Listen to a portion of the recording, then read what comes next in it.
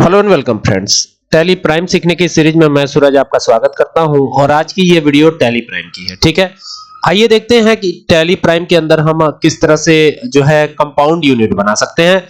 ये compound unit बनाना मैंने पहले भी सिखाया है, ठीक है, और आज के इस वीडियो में ये चीजें और भी क्लियर हो जाएंगी। तो कंपाउंड यूनिट क्या होता है, कैसे बनाते हैं, आज इसके बारे में डिस्कस कर रहे हैं। तो यहां से सबसे पहले क्या करना है, ये F3 प्रेस करना है। न्यू कंपनी बना के करेंगे तो ज्यादा बेटर, ठीक है। तो यहां से क्रिएट कंपनी पे आए और एक नई कंपनी ही बना लेते हैं, जल्दी से बना लेते हैं क्योंकि हर बार तो नई कंपनी बनाना सिखाता ही हूं, तो इसमें तो कोई नई बात नहीं है। तो मैं यहां पे कंपाउंड कंपनी ही कर लेता हूं, तो COMPOUND कंपाउंड कंपनी कर देते हैं। तो ये हो गया कंपाउंड कंपनी। एंटर करेंगे, एंटर करेंगे, यहाँ पे लोकल का जो एड्रेस है वो आएगा, तो यहाँ पे ये लोकल एड्रेस हमने डाल दिया, ठीक है। तो ये हो गया न्यू कॉलोनी, DEORIA। तो ये हो गया न्यू कॉलोनी देवरिया। एंटर किया, यहाँ पे यू प्रेस करेंगे, उत्तर प्रदेश हो जाएगा। एंटर करेंगे, यहाँ पे 274001 ये हो जाएगा आपका पिन कोड। एंटर करेंगे, एंटर करेंगे और लास्ट तक एंटर एंटर करके इसको एक्सेप्ट करा लेंगे। जब एक्सेप्ट ये हो जाएगा तो आपके सामने एक नई विंडो खुलेगी। अब इसमें जो है हमें कुछ नहीं करना, हम तो जीएसटी की तो बात ही नहीं करनी है क्योंकि हम तो यहाँ पे सीधा कंपाउंड यूनिट बनाने जा रहे हैं। बाकी ये ध्यान दीजिएगा कि इन्वेंट्री में ये ऑप्शन पहला मेंटेन इन्वेंट्री और ये जो इंटीग्रेटेड अकाउंट्स विद इन्वेंट्री है, ये दोनों ऑप्शन यस रहे, कंट्रोल ए कर लीजिएगा।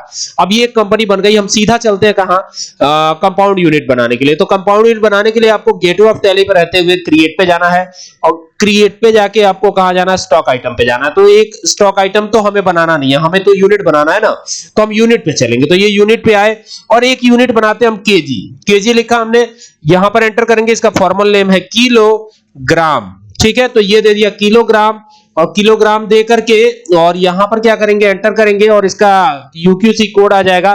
तो ये देखिए ये आ रहा है किलोग्राम, तो इसको लगा लीजिए और यहां 3 करके एंटर करके इसको एक्सेप्ट कराइए। दूसरा बनाएंगे ग्राम, तो जीएम लिख दिया है और इसका GRAMME हो जाएगा ग्राम और एंटर करेंगे और इसके लिए जी प्रेस करेंगे तो यहां पर ग्राम्स भी आएगा। तो ये ग्राम्स हो गया, यहाँ पे 3 करके एंटर करके इसको भी एक्सेप्ट करा लिया। अब ये दो यूनिट तो बन गया, अब इन दोनों को कोरिलेट करना है।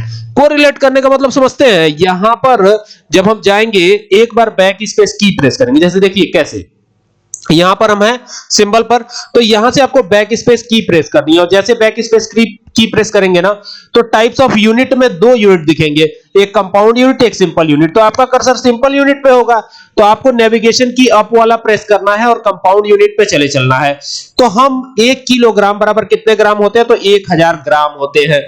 ये लीजिए, ये हो गया, यहां पे ग्राम आ जाएगा, उधर किलोग्राम है, बीच में 1000 हो गया। अब एंटर कर दीजिए, ये बन गया आपका कंपाउंड यूनिट, ठीक है।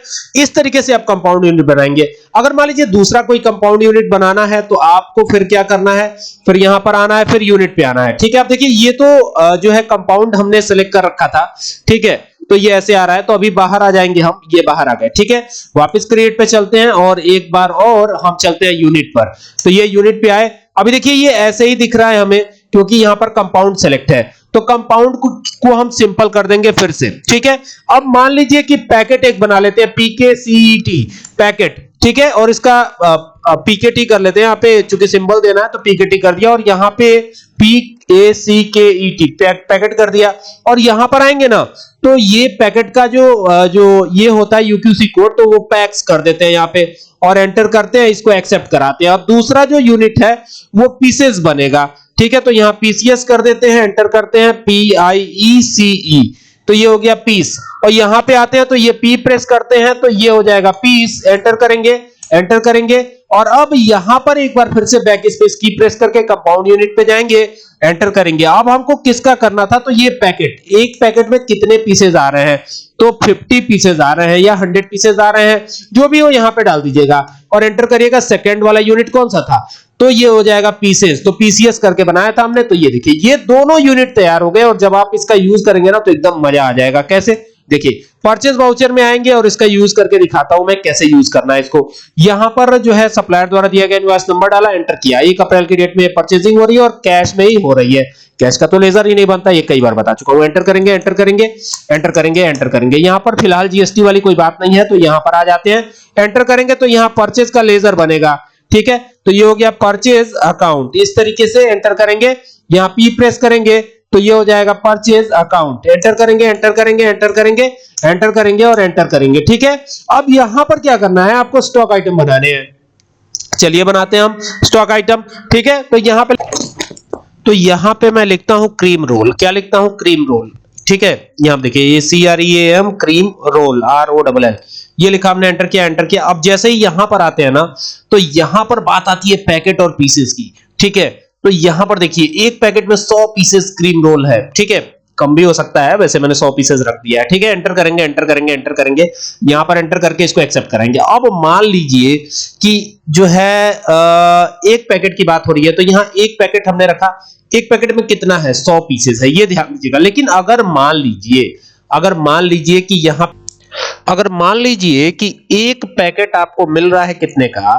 एक पैकेट में 100 पीसेस है और एक पैकेट आपको मिल रहा है 300 रुपए का। कितने का? 300 रुपए का, ठीक है। तो अब देखिए एक पैकेट का दाम है ये 300 रुपए, ठीक है। रेट 300 रुपए मैंने डाला, यहां पे 300 आ गया, ठीक है।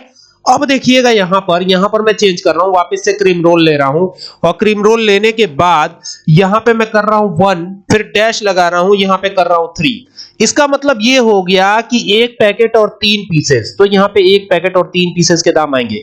यानी एक पीस का दाम कितना आ रहा है? एक पैकेट में 100 पीस है और एक पैकेट 300 रुपए का पड़ रहा है, तो एक जो पीस है उसका दाम कितना आ रहा है वो भी यहां पे आ जाएगा, ठीक है। अब जैसे रेट यहां पर 300 ही है एक पैकेट का, तो मैं एक पैकेट का ही रेट डाल रहा हूं, ऐसा नहीं है।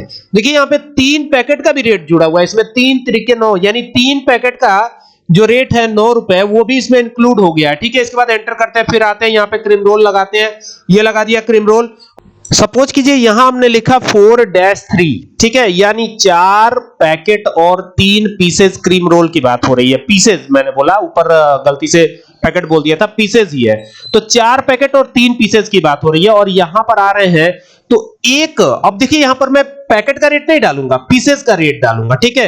तो पीसेस का रेट मान लीजिए हम 10 रुपया डालना चाहते हैं, एक पीस का रेट डालेंगे, तो यहां 10 लिखा, ठीक है। और यहां पैकेट आ रहा है ना, तो आपको हाथ से टाइप कर देना पीसीएस, क्योंकि यूनिट में यही दिया था हमने। तो देखिए पीसेस के हिसाब से ये ऑटोमेटिक एडजस्ट हो जाएगा और पूरा डिटेल आ जाएगा। देखिए 4030 रुपए आ रहा है, कितना अमाउंट आ रहा है? 4030 रुपए। मैंने एक्सेल ओपन किया है, हम करके भी देखेंगे इसको, ठीक है। तो यहां पे देखिए एक पैकेट कितने का है? एक पैकेट का रेट है 300 रुपए पैकेट, ठीक है। तो यहां 300 आ गया था, ठीक है। यहां पे कितने पैकेट है? 4 है, 4 पैकेट है ना। यहां पे देखिए 300 रुपए एक पैकेट का रेट है, तो 4 पैकेट का कितना हुआ? आप जोड़ सकते हैं, सीधा सीधा आपको पता भी चल जाएगा कितना हुआ, ठीक है। और बाकी तो यहां पर ये भी तो जुड़ेगा उसमें, ये भी तो ऐड होगा, ये भी तो ऐड हो जाएगा। तो ये सब ऐड करके इतना आएगा। भाई कोई ज्यादा सामान लेगा तो उसको हम सस्ता में दे देंगे, लेकिन पीसेज में जब बेचेंगे तो 10 रुपए का एक पीस बेचेंगे। तो 10 रुपए का जब एक पीस बेचेंगे और एक पैकेट में 100 है, तो सोचिए कितना हो जाएगा ये जब कैलकुलेट करेंगे तो एग्जैक्ट यही आएगा 4030 रुपए। मैं आपको कैलकुलेट भी करके दिखाता हूं, एक्सेल ओपन किया है। देखिए एक पैकेट में 100 है, तो यहां 4 पैकेट की बात हो रही है और 3 पीसेस की। तो एक पैकेट में 100 है, ठीक है। तो 4 पैकेट में कितना हुआ? 4 पैकेट में 400 हो जाएगा, सीधी बात है। ये कितना हो जाएगा? एक पैकेट में 100 है तो 4 पैकेट में 400 हुआ ना, तो 400 हो जाएगा। तो अभी ये बताइए कि एक मिल रहा है 10 रुपए का, ठीक है। तो 10 को मल्टीप्लाई कर दीजिए 400 से, तो कितना आएगा? यहां पे 4000 रुपए सीधे सीधे आ गए कि नहीं आ गए? आ गए ना। बाकी बचा 3 पीस, तो 3 पीस कितने का होगा जरा सोचिए। एक पीस 10 रुपए का, तो 3 पीस, तो 10 गुणे 3 कर देंगे तो आपका काम हो जाएगा, पता चल जाएगा ना। तो देखिए 3 पीस कितने का आएगा? 30 रुपए का। तो 4000 में 30 जोड़ेंगे तो 4030 ही ना आएगा।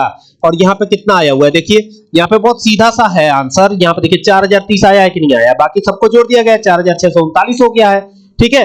अब आप कंट्रोल ए करके इसको एक्सेप्ट करा लीजिए। तो ये है, इस तरीके से आप कंपाउंड यूनिट का यूज कर सकते हैं, बहुत ही बेहतरीन है। तो उम्मीद करता हूं कि पूरी बात आपको समझ में आई होगी। वीडियो पसंद आया तो शेयर कीजिए। सूरज सर के साथ जुड़ने के लिए बहुत बहुत धन्यवाद। Thank you.